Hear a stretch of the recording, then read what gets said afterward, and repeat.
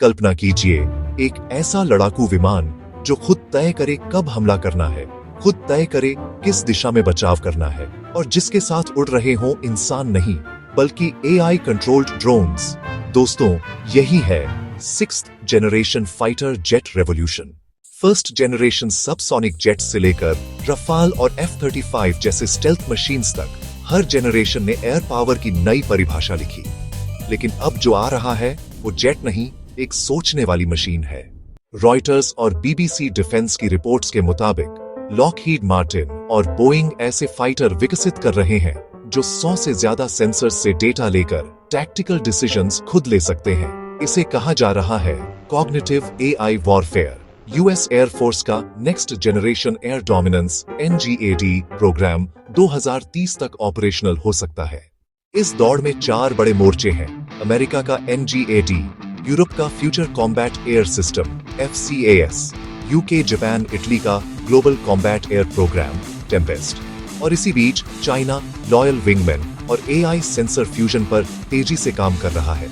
यही नहीं, defence news के अनुसार इन जेट्स में लेजर वेपन्स, स्वॉर्म ड्रोन्स और स्टेल्थ कम्युनिकेशन सिस्टम्स जोड़े जा रहे हैं। भारत भी इस दौड़ में शामिल है। DRDO और HAL का AMCA प्रोजेक्ट 5.5 जनरेशन जेट कहलाएगा, स्टेल्थ डिजाइन, सुपर क्रूज और सेंसर फ्यूजन के साथ। DRDO की एनुअल रिपोर्ट 2024 के मुताबिक AMCA प्रोटोटाइप 2026 तक आसमान में होगा। 6th जेन जेट्स के इंजन अडेप्टिव साइकिल होंगे जो फ्लाइट कंडीशन के हिसाब से पावर और फ्यूल एफिशिएंसी बदलेंगे। डार्पा और रोल्स रॉयस के जॉइंट पेपर के अनुसार इन जेट्स में लेजर वेपन्स होंगे जो ट्रेडिशनल मिसाइल्स पर निर्भरता 40% तक घटाएंगे।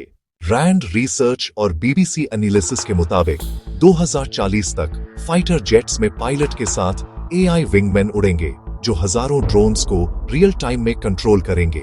यानी भविष्य का युद्ध आसमान में नहीं, डेटा नेटवर्क में लड़ा जाएगा। 6th जनरेशन फाइटर्स सिर्फ टेक्नोलॉजी नहीं, पावर प्रोजेक्शन का सिंबल है। जो देश इस दौड़ में जीतेगा वही तय करेगा अगले 50 सालों की एयर सुपीरियरिटी। और सवाल बस इतना है, क्या भारत तैयार है इस नए आसमान के लिए?